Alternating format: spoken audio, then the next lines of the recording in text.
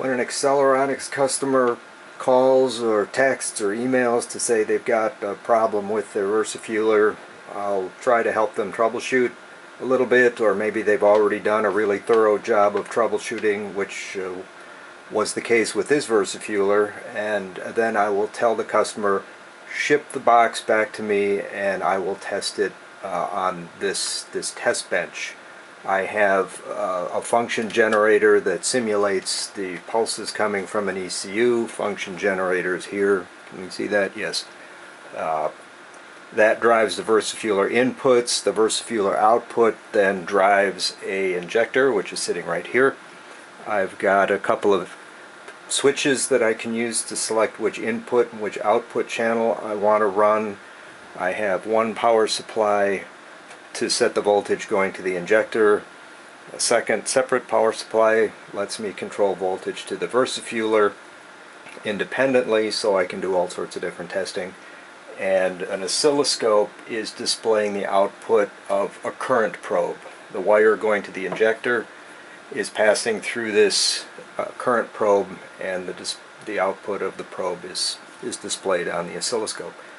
So, Derek in New Jersey, this is your VersaFueler. Took it out of the shipping carton and hooked it up to the test bench. Let's see how it works. Now what I'm going to do is switch the output first and then the input. Sometimes, especially going back 10 years, occasionally we'd have a VersaFueler with the output stuck on all the time.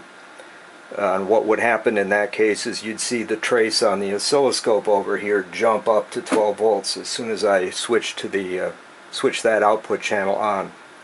So I will switch the output channel first, like this, and make sure that the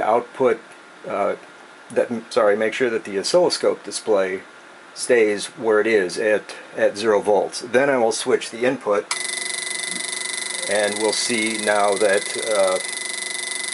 the injector is closed. Here it opens. The current in the injector goes from 0 amps up to 4 amps, at which point the VersaFueler cuts it back to the hold current of 1 amp, where it stays until either the engine computer in your car, or in my case this function generator, tells it to close.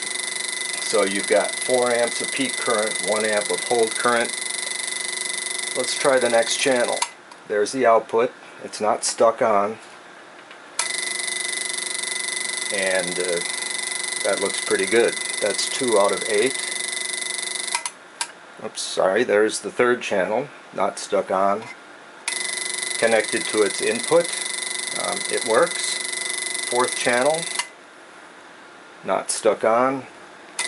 Connected to its input. It works. Fifth channel,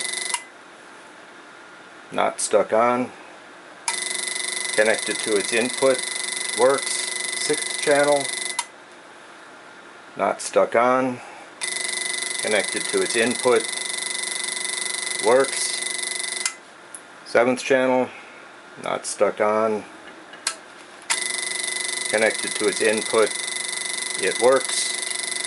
Eighth channel, not stuck on. Connected to its input. It works. So Derek in New Jersey, that's 8 out of 8 channels. They look exactly the way they're supposed to look. If it ain't broke, I can't fix it. So what I'm going to do is probably run it for about 30 minutes just to see if something changes.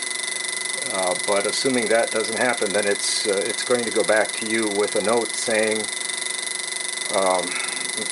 the good news is there's nothing wrong with your VersaFueler. The bad news is, well, we still don't know what the problem is with your car.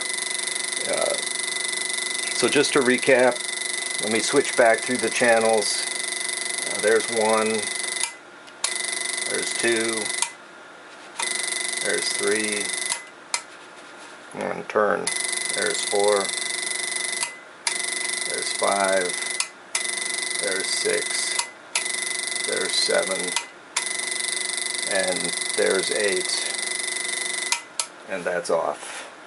Thanks for watching.